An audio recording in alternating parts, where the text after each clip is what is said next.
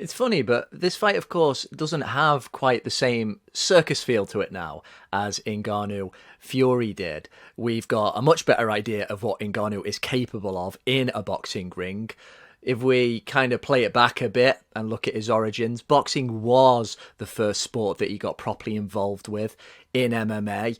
Most of his success seems to come from throwing his hands. But because we have ultimately got a guy here whose professional record reads 0-1, and he's going up against a former two-time unified heavyweight champion of the world, I can certainly understand those people who are still like, probably a higher percentage of the hardcores, thinking, well, this is still a little bit silly, isn't it? And then you've got the other camp, who are, you could say, quite infatuated with what Ngannou managed to do against Fury, who are like, look, I think he's going to beat AJ. AJ's got a glass chin. He's not going to be able to handle this. Myself, while probably sympathising a little bit more with the hardcore percentage of fans here and the way they view this fight, I can't deny that it is intriguing. We have two really big bulls going up against each other, and if we factor in some of the other narratives, how people feel about these two, that say Ngannou is mentally stronger, that he has a rock for a chin, and AJ still has some lingering doubts that you just need the right opponent to bring them to the surface again, that's what makes this that little bit more interesting. I will now, as I did with Pocket and Zhang, just pick out a few different points for each fighter to look at the tactics they need to employ to be successful. Okay, so we'll kick things off with Anthony Joshua, a guy who seems to be reclaiming his confidence fight by fight and seems to be instilling more confidence in the fan base, in just observers in general. I would say there's more faith in AJ now, or the most faith there's been, since he lost to Ruiz the first time.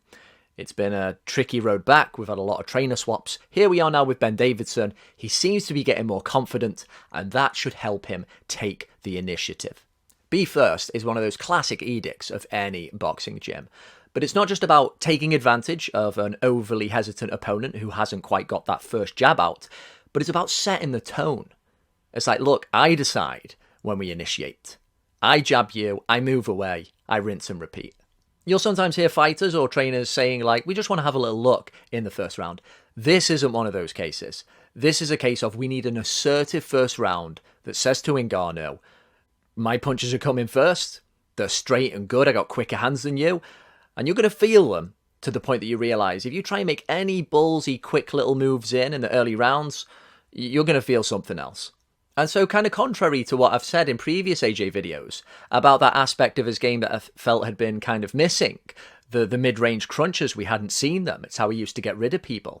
This time we just want it nice and straight.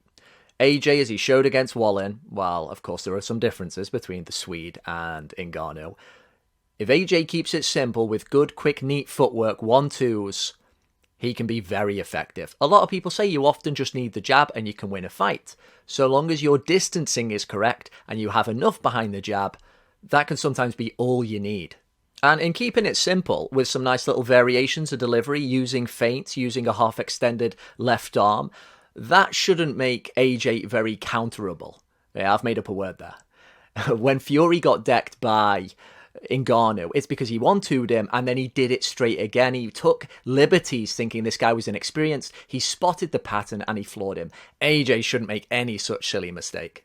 And so if rounds 1, 2, 3 go by and Ngannou knows he's lost them, he is inevitably at some point going to be making his inroads. Could be in a clinch, could be from long range to mid to close up. This is when AJ has got to use his quick feet. Yeah, they can be quick, shifting in and out of range, and then making the distance incorrect, making him overreach so that he can put him onto a hard counter.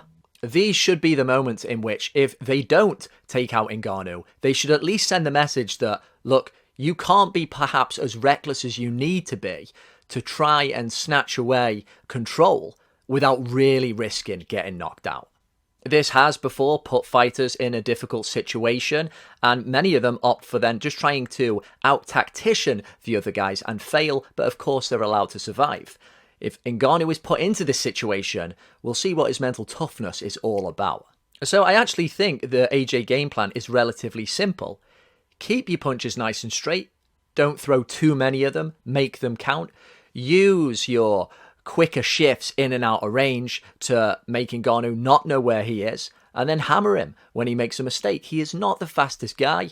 He has some tricks. I'm not sure how well he lasts the 10-round distance. It's a different kind of fitness. AJ has a lot of the cards here.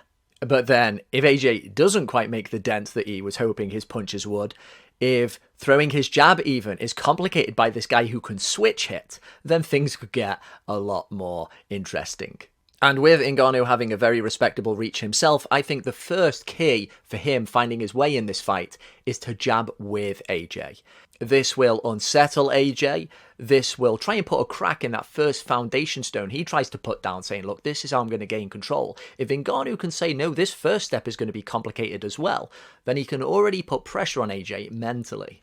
Now, the ideal game plan execution for AJ probably doesn't include one clinch, but in the chance that they do, the pretty good chance that they fall into a few clinches, Ngannou wants to try and make use of that uppercut he was throwing against Fury. He can dirty box a bit, and that just coupled with his general strength, he can use that to try and disturb AJ a little bit, frustrate him even better. In whatever way he needs to do it without being too reckless, Ngannou does want to make this a physical fight. And if the rounds are still going by and Ngannou is dropping them, and he hasn't been able to make that breakthrough moment yet, then that's when he needs to try and make use of those angles. The fact that he can switch stances, which seems to be more intuitive. Some guys just do it, I think, because they try to force a change, and it's not natural for them to switch. Ngannou seems like a guy like he kind of knows what he's doing. He perhaps sees something, he changes stance, and then he knows how to exploit some kind of punch or draw something from you. This will be one of his key tactics, especially if the fight does become a bit of a chess match. Those comments about AJ having a glass jaw are a little bit silly. We're not talking about Amir Khan here, but it might not really matter when you've got someone who can punch like Ngannou. And if he does have that breakthrough moment, like he did against Fury, I think AJ is less likely to recover. I do think the fight will be entertaining for however long it lasts.